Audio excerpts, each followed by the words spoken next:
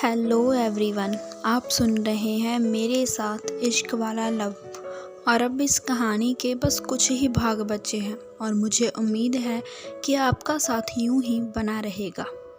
Hospital में प्रताप जी अपने कमरे में थे और इस समय उनके चेहरे पर परेशानी के भाव थे जो साफ साफ बयां कर रहे थे कि वो जानवी की बात सुन कितना परेशान हो चुके थे। प्रताप जी जानवी का हाथ अपने हाथ में लेते हुए उससे कहते हैं, तुम्हारी शादी? तुम पर किसी ने दबाव तो नहीं बनाया ना? अगर ऐसा है तो तुम अभी के अभी ना कर दो, मैं हूं ना, सब संभाल लूँगा, पर अपनी बच्ची को किसी ज़बरदस्ती के रिश्ते में बंधने नहीं दूँगा। जानवी उन्हें शांत करवाते हुए कहती है, नहीं पापा, ऐसा कुछ नहीं है, किसी ने मुझ पर कोई दबाव नहीं डाला और सब कुछ मेरी मर्जी से ही हो रहा है। प्रताप जी उसकी तरफ देखते हैं तो जानवी उनसे कहती है, मैं और साहित्य जी एक दूसरे से प्यार करते हैं पापा, और हम दोनों ने ही शादी करने का फैसला लिया है और साहित्य जी तो मेरा बहुत ख्याल रखते हैं, सच में। प्रताप जी उसकी बात सुन उससे कहते हैं, वो अभी कहाँ है? जानवी कहती है, वो अभी अपने कमरे में है, उनकी बाजू में गोली लगी थी ना, मुझे उससे मिलना है अभी, क्या तुम मुझे वहाँ ले सकती हो? प्रताप जी के पूछने पर जानवी उन्हें ये कह मना करती है कि वो अभी आराम करे, पर प्रताप जी उसकी बात नहीं मानते तो मजबूरन जानवी हाँ में सिर हिला देती है और उन्हें व्हीलचेयर पर बैठने में मदद करती है और फिर कमरे से बाहर ले आती है। वहाँ मौजूद सभी लोग उन दोनों को देखते हैं जैसे समझने की कोशिश कर रहे हो कि वो कहाँ जा रहे हैं।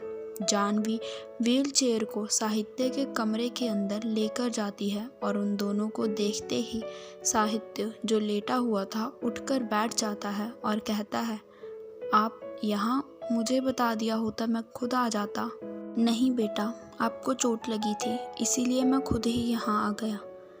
नहीं, इतनी भी सीरियस नहीं है ये, आप क्यों परेशान हुए, मुझे बता देते। साहित्य के इतना कहते ही प्रताप जी जानवी को बाहर जाने का इशारा करते हैं और कहते हैं, मुझे इनसे अकेले में बात करनी है। जानवी हाँ में गर्दन हिलाती है और साहित्य को देखते हुए वहाँ से बाहर चली जाती है। उसके जाते ही प्रताप जी साहित्य से कहते हैं, देखो बेटा, मुझे अभी जानवी ने बताया कि तुम दोनों की कल रात शादी थी जो हो नहीं पाई।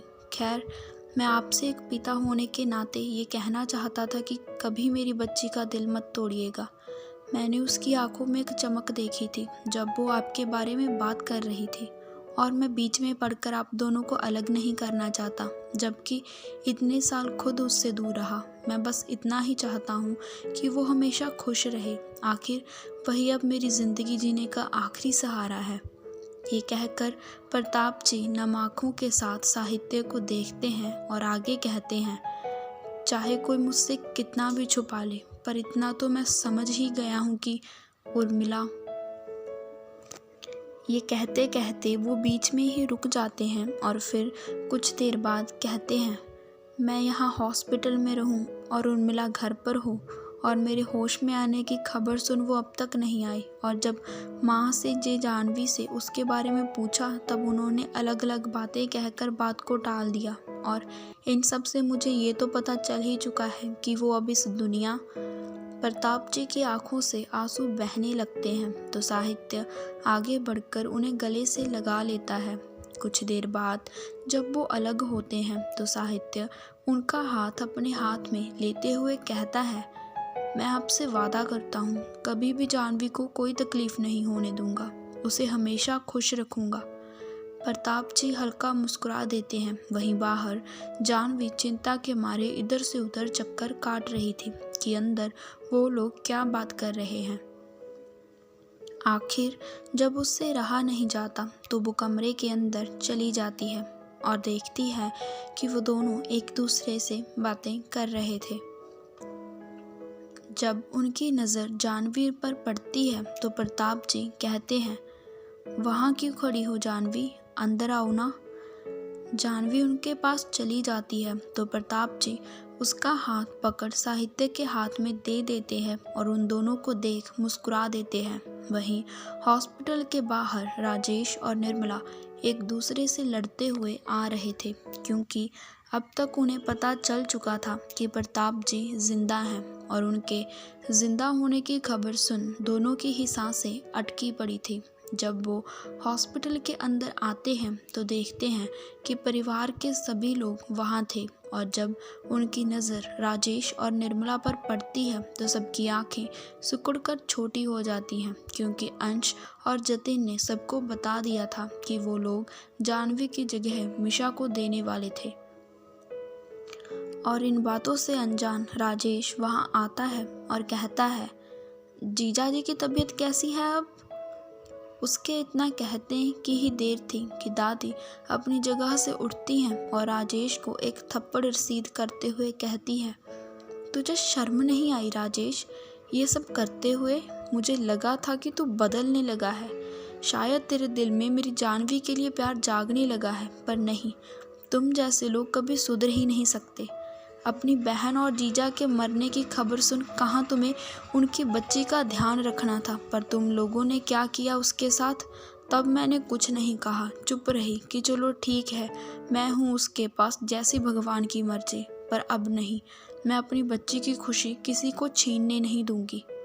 ये कहते हुए दादी गुस्से से कांप रही थी। वहीं राजेश सिर झुकाए खड़ा था। बाहर हो रहा शोर सुन प्रताप जी जानवी के साथ बाहर आते हैं और उनके आते ही साहित्य भी बाहर आ जाता है। प्रताप जी को इस बारे में कुछ नहीं पता था, इसीलिए वो दादी से पूछते हैं, माँ क्या हो रहा है यहाँ पर?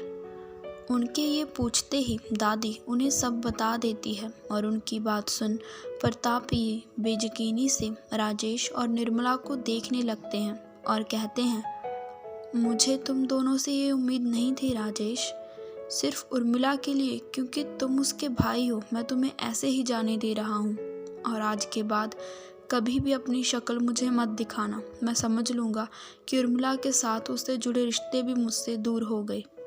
वहीं प्रताप जी के मुंह से ये बात सभी सुनकर हैरान रह जाते हैं कि इन्हें पता चल चुका है कि उर्मिला जी अब इस दुनिया में नहीं है।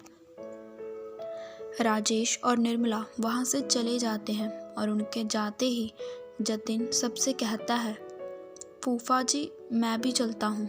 दादी उसकी तरफ देखते हुए पूछती है, तुम कहाँ जा रहे हो जतिन? जतिन उनकी तरफ पलटता है और कहता है, चाहे वो लोग जैसे भी हैं, पर दादी है तो मेरे माँ पापा ही ना, और उन्हें ऐसे अकेला छोड़ना ठीक नहीं होगा। पर अब जब जानू की शादी होगी मुझे ज़रूर बताना, मैं पक्का आऊँगा। दादी भरी आंखों से हाँ में गर्दन हिलाती है और सबसे मिलने के बाद जतिन जानवी के पास जाता है और जानवी उससे लिपट जाती है और रोने लग जाती है। जतिन उसके सिर पर प्यार से हाथ फेरते हुए कहता है, अरे मैं आऊँगा ना, और जब तक तुझे तंग नहीं कर लेता तब तक मेरा दिन नहीं निकलता, और इतने सस्ते में तो तुझे छोड़ने नहीं वाला। आखिर इतने बड़े परिवार में शादी हो रही है तेरी, कुछ तो मेरा भी फ़ायदा होना चाहिए ना। जतिन की बात सुन जानवी उसके कंधे पर जोर से मारती है तो जतिन हंस देता है और कहता है, अच्छा अपना ध्यान रखना और हमेशा खुश रहना। ये कहकर जतिन सबसे विदा लेता है और वहाँ से चला जाता है। उसके जाते ही अंश मुंह लटकाए साहित्य के पास आता है और कहता है, भाई मेरा इकलौता दोस्त चला गया। साहित्य उसका हाल समझ सकता था तो वो उसे खींचकर खुद के गले से लगा लेता है और उसका सिर सहला देता है। लगभग 2 महीने बाद एक बार फिर ओबरॉय मैंशन में शादी की तैयारियां बड़ी धूमधाम से की जा रही थी। पूरा ओबरॉय मैंशन दुल्हन के भांति सजाया गया था और सभी खुश थे। आखिर इतनी मुश्किलों के बाद आज साहित्य और जानवी की शादी जो होने जा रही थी। वहीं साहित्य के कमरे में साहित्य शीशे के सामने खड़ा था और ना जाने कब से तैयार हुए जा रहा था, और उसके बेड पर बैठा अंश उसे देखे जा रहा था। आखिर जब काफ़ी समय बीत जाता है तो अंश चिढ़ते हुए कहता है, भाई और कितना तैयार होगे?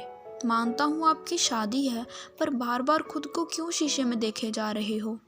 साहित्य उससे कहता है, तुम नहीं समझोगे अंश। अंश मुंह फुलाकर बेड पर बैठ जाता है और फिर से साहित्य की तरफ देखने लग जाता है। तभी दादाजी उसके कमरे में आते हैं और उनके साथ मिस्टर ओबरॉय भी थे, जिसके हाथ में साहित्य की पगड़ी थी। दादाजी मिस्टर ओबरॉय का हाथ पकड़े उन्हें अंदर लेकर आते हैं और साहित्य से कहते हैं, साहित्य बैठो यहाँ पर। साहित्य एक नज़र दादाजी के साथ खड़े सिद्धार्थ ओबरॉय को देखता है और फिर दादाजी की तरफ देखता है और बिना कुछ कहे चुपचाप जाकर बेड पर बैठ जाता है।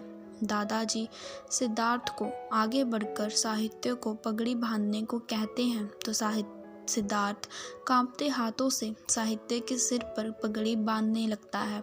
उनकी आंखों में से आंसू बह रहे थे। वहीं साहित्य उनके ही तरफ देख रहा था। जब मिस्टर ओबरॉय अपना काम खत्म कर साहित्य से दूर खड़े हो जाते हैं, तब दादाजी साहित्य और सिद्धार्थ से कहते हैं, अब बस करो एक दूसरे से नाराज़गी। तुम दोनों ही जानते हो कि इस समय तुम दोनों क्या महसूस कर रहे हो। साहित्य सिद्धार्थ को अपने किए का पछतावा है बेटा। मैं जानता हूँ कि ये आसान नहीं है तुम्हारे लिए, पर एक बार कोशिश करके तो देखो।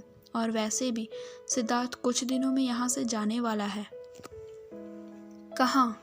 साहित्य और अंश एक ही स्वर में कहते हैं तो दादाजी कुछ कहने वाले होते हैं कि मिस्टर ओबरॉय उन्हें कुछ भी बताने से मना कर देते हैं। तभी साहित्य अपनी जगह से उठता है और सिद्धार्थ के सामने आकर एकदम गंभीर होते हुए कहता है, आप दोनों कुछ छुपा रहे हैं ना हमसे? सिद्धार्थ ना में सिर हिला देते हैं तो दादाजी बोल पड़ते हैं, उसे कैंसर है और उसके इलाज के लिए वो यहाँ से जा रहा है। दादाजी की बात सुन साहित्य और अंश दोनों हैरान रह जाते हैं और बेयकीनी से मिस्टर ओबरॉय को देखते हैं, जो कि सिर झुकाए खड़े थे। अंश और साहित्य एक दूसरे को देखते हैं और अब दोनों से रहा नहीं जाता तो वो आगे बढ़कर सिद्धार्थ को गले से लगा लेते हैं। इस समय उन तीनों की ही आंखों में आंसू थे और उन्हें ऐसे देख दादाजी की आंखें भी नम हो जाती हैं और वो भगवान का धन्यवाद करते हैं कि आखिर उनका परिवार एकजुट हो गया था। वहीं एक बहुत बड़े हॉल में शादी की सारी तैयारी हो चुकी थी और वहाँ के एक कमरे में जानवी बैठी तैयार हो रही थी और पास में खड़ी सुहानी कुछ ना कुछ बोलकर उसे हंसा रही थी। वहीं नीचे प्रताप जी सारी तैयारियां बार बार देख रहे थे। आखिर आज उनकी इकलौती बेटी की शादी जो थी। तभी एक लड़की भागते हुए आती है और कहती है, बारात आ गई। उसकी बात सुन सभी दरवाजे की ओर उनके स्वागत के लिए जाते हैं और प्रताप जी कहते हैं, जतिन देख कर आना गुड़िया तैयार है कि नहीं। उनकी बात सुन जतिन मुस्कुराते हुए जानवी के कमरे की तरफ बढ़ जाता है और उसे देख जानवी मुस्कुरा देती है। जतिन उससे पूछता है, क्यों गुड़िया तैयार हो? जानवी अपना सिर हाँ में हिलाती है और फिर कहती है, अगर मामा और मामी और मीशा होते तो अच्छा होता ना।